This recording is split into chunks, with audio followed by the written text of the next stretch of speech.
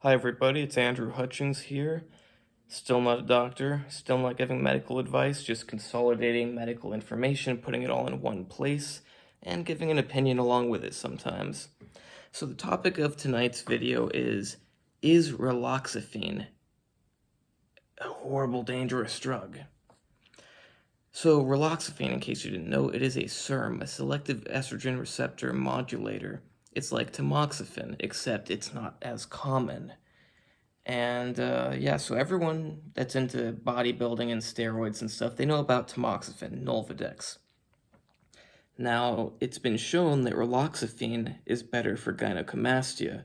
The success rate was considerably higher. Well, I'll just pull up the study right now.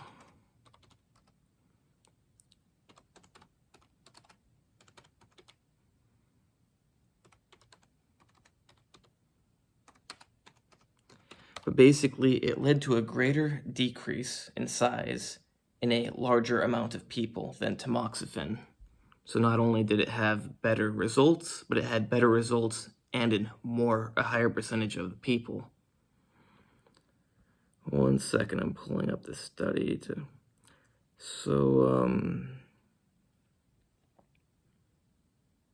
So the average reduction in the breast tissue was 2.1 centimeters with tamoxifen, but it was 2.5 centimeters reduction with raloxifene. Now that 0.4 centimeters, that's not the biggest amount in the world, but hey, that's considerably more.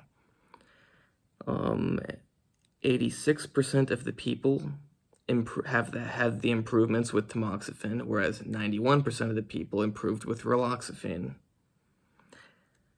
However, out of that 91% that improved with raloxifene, 86% of them,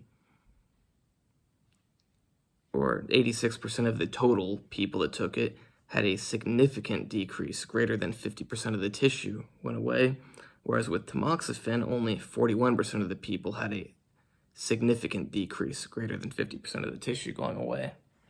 So raloxifene is significantly better, at least in this study, at getting rid of breast tissue, mammary gland tissue. So then comes the problem, and what people like to say, oh, raloxifene causes blood clots, it's going to give you a stroke. Well, that has been shown in postmenopausal women to increase the risk of blood clots. As for the strokes, it's been shown to increase your risk that you will die if you get a stroke.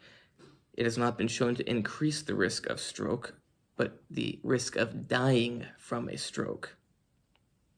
So, by that logic, if you have 0 strokes, you have 0 increased risk of dying from a stroke, because unless you're going to have a stroke, you don't have a risk of dying of a stroke.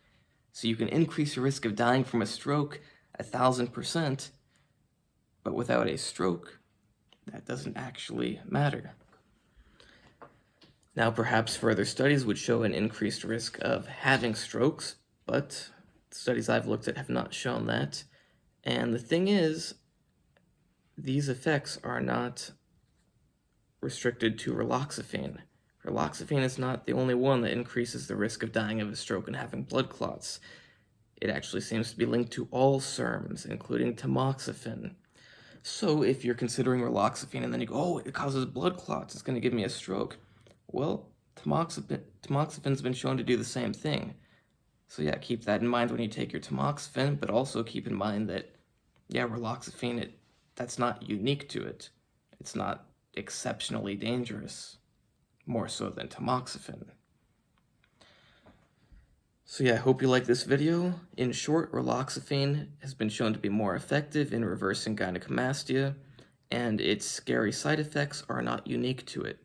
Tamoxifen shares the same side effects.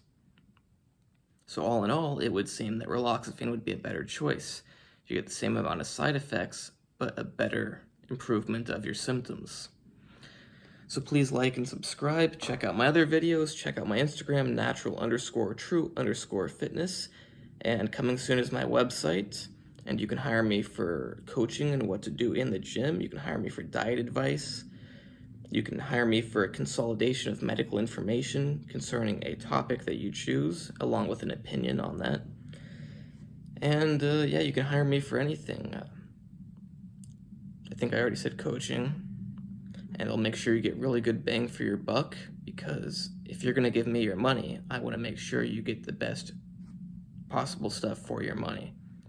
You give me your dollar, it's going to go a lot further than if you give 7-Eleven your dollar, or Starbucks your dollar, or whatever you're going to give your dollar. You'll get the most out of your money with me.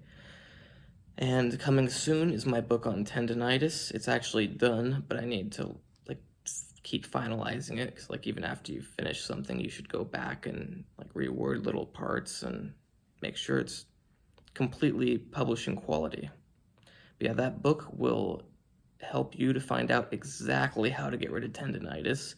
That way you don't need to, sadly, most people go to a bunch of doctors, then they go to physical therapists, they've spent all that money, all that time, and they still have their tendonitis. This book may save you all of that time and money and allow you to get rid of your tendonitis. So that's going to be exciting.